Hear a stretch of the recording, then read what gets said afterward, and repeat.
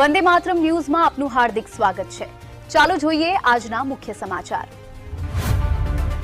વાઘોડિયા નગરપાલિકા વિસ્તારમાં વર્ષોથી નવીન ભૂગર્ભ ગટર યોજનાની માંગને લઈને નગરજનોને સ્વસ્થ અને સ્વચ્છ રસ્તાઓ મળે તે માટે 40 કરોડના ખર્ચે 44 કિલોમીટર લાંબી 6 પમ્પિંગ પ્રેશર ધરાવતી નવીન ગટર યોજનાનું ખાતમુહૂર્ત ધારાસભ્ય ધર્મેન્દ્રસિંહ વાઘેલાના હસ્તે કરાયું હતું। આધુનિક ભૂગર્ભ ગટર લાઇનથી ચોમાસામાં પાણી ભરાવાની તથા ઉભરાતી ગટરોના ગંદા પાણીથી ફેલાતા રોગચાળા જેવી ગંભીર સમસ્યાઓમાંથી સ્થાનિકોને મોટી રાહત મળશે। શહેરની સ્વચ્છતા અને નાગરિકોના આરોગ્યને ધ્યાનમાં રાખીને સરકારે આ મહત્વની યોજના મંજૂર કરી છે। આ ગટર યોજનાથી શહેરનો વિકાસ વેગવંતો બનશે અને નાગરિકોને સ્વચ્છ તેમજ સ્વસ્થ જીવન મળશે।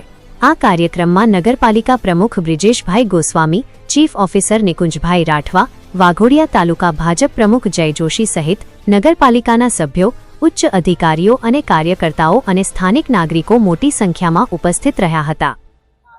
આજે માળોદર વાઘોડિયા નગરપાલિકા ખાતે સુવર્ણમ જયંતિ મુખ્યમંત્રી શહેરી વિકાસ યોજના અંતર્ગત વાઘોડિયા નગરપાલિકાને 40 કરોડ રૂપિયા જેટલી મોટી રકમનું દાન માન્ય મુખ્યમંત્રી તરફથી વાઘોડિયાની નગરપાલિકાને ખૂબ વર્ષોથી જેની જરૂર હતી અને ખૂબ વર્ષોથી વાઘોડિયા નગર ખૂબ દુઃખી હતું અને એની અંદર માન્ય મુખ્યમંત્રીએ 40 કરોડ રૂપિયા જેટલું મોટું યોગદાન આપીને નગરપાલિકાના ડ્રેનેજનું આજે ખાતમુહૂર્ત કરવામાં આવ્યું।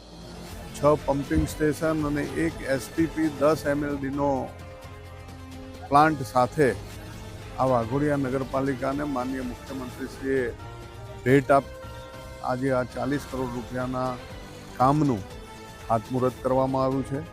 સાથે સાથે વરસાદી પાણી અને ગટરના કાંચ સિવાય વરસાદી કાંચ અને પાણીની આખા વાઘોડિયા માટેની નવીન પાઇપલાઇન સાથે સાથે ફિલ્ટર પાણી આપવા માટે માળોદરની અંદર ખૂબ મોટો 13 MLDનો શુદ્ધિકરણ સાથેનો પ્લાન્ટ એનું પણ ટેન્ડર ચાલુ છે અને ટૂંક સમયમાં એનો પણ વર્ક ઓર્ડર મળી જશે પછી એ પણ નગરપાલિકા ખાતમુહૂર્ત કરશે।